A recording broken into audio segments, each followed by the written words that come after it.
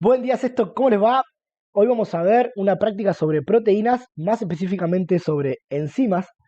En este caso, una enzima presente más que nada en la sangre, por eso lo que tenemos en los tubos de ensayo son pedazos de hígado, órgano que contiene mucha sangre. Es una enzima que reacciona con el agua oxigenada, descomponiendo, o sea, rompiendo los enlaces, uno de los enlaces que se encuentran dentro de la molécula de agua oxigenada, y generando oxígeno, ¿sí? Es una reacción que es muy apreciable a simple vista, pero lo que vamos a tratar de analizar es cómo va a modificarse la acción de esta enzima, la catalasa, en base a diferentes agentes que vamos a ir viendo. Cada uno de los tubos que ustedes ven acá, los trozos que tienen adentro de hígado fueron sometidos a distintos procesos. Ahora vamos a ver y les voy a ir comentando cada uno a qué proceso fue sometido.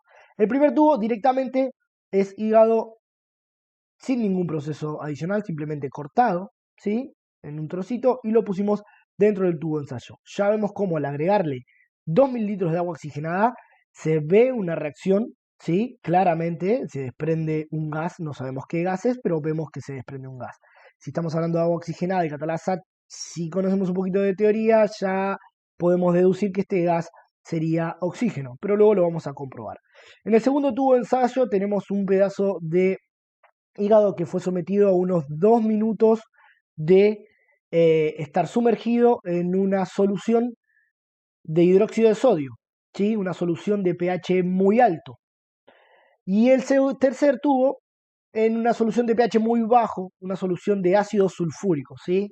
Podríamos decir que en el tubo 3 el pH al que estuvo expuesto es un pH de aproximadamente 2, ¿sí? Y en el tubo 2 el pH es aproximadamente 12 o 13.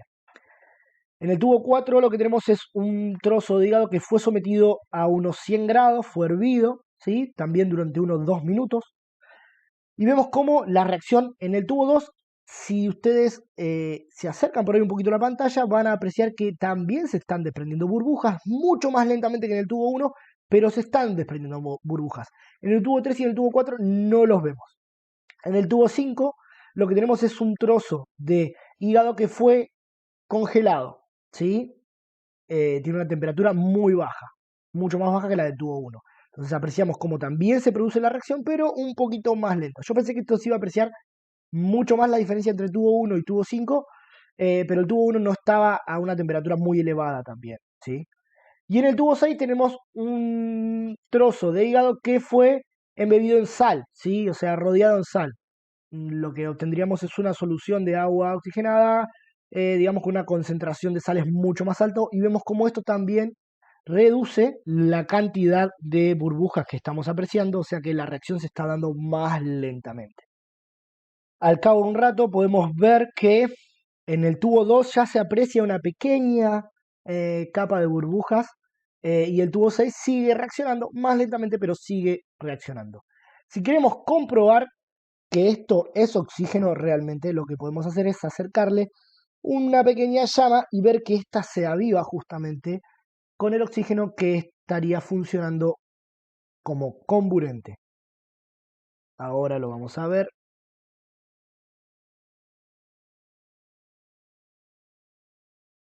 Bien, ven cómo se aviva justamente la llama al introducirla dentro del tubo de ensayo.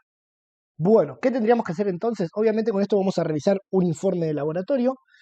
La teoría todavía no se las di como video, ¿sí? Pero sí se las di en un archivo que les había pasado hace un tiempo, un libro que es el blanco. Ahí van a encontrar toda la parte que faltaría explicar sobre proteínas, que es la desnaturalización de proteínas, y lo que sería una enzima también, ¿sí? Entonces, en base a esta práctica de laboratorio, vamos a realizar un informe de laboratorio y justamente lo que vamos a analizar es cómo estos factores, ¿no? En el tubo 2 un pH alto, en el tubo 3 un pH bajo, en el tubo 4 la exposición al calor, en el tubo 5 la exposición a una temperatura muy baja y en el tubo 6 una concentración elevada de sales, cómo estos factores afectan, ¿sí?, al rendimiento de la enzima.